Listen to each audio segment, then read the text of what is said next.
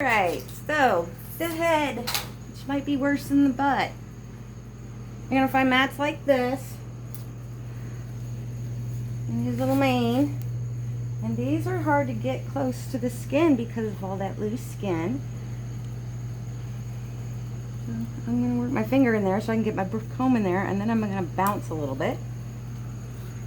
And if that doesn't loosen it, that's a spot that I would take my scissors and come through that hole that you made and just cut through that mat. So it's half the size it was. And I'm going to try again. And I'm going to get it. I'm going to spread a little bit so I can get my comb in. There.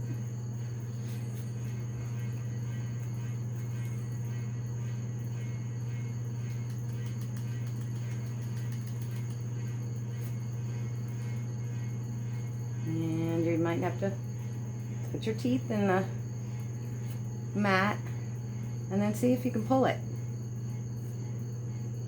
There's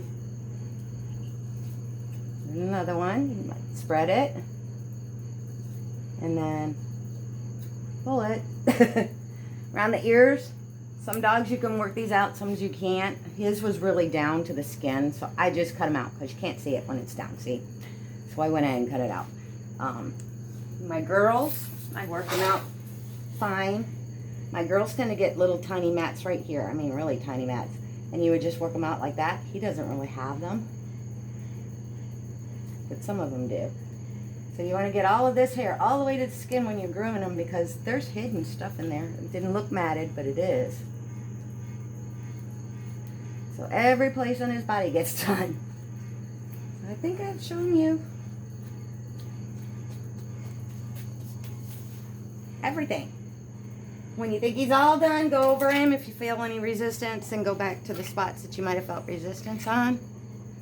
But for the most part, you're gonna pick up and brush, get rid of all this extra stuff before we start looking for mats.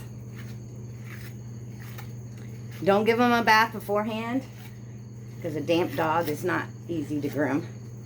But once you get them all cleaned up, you can give them a bath, and that'll loosen up a lot more hair, and then you can brush them out again after they dry.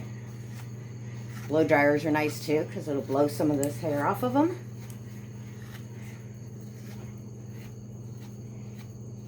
And I think you got the idea. And you're going to have a huge pile of hair, and you covered yourself. The end.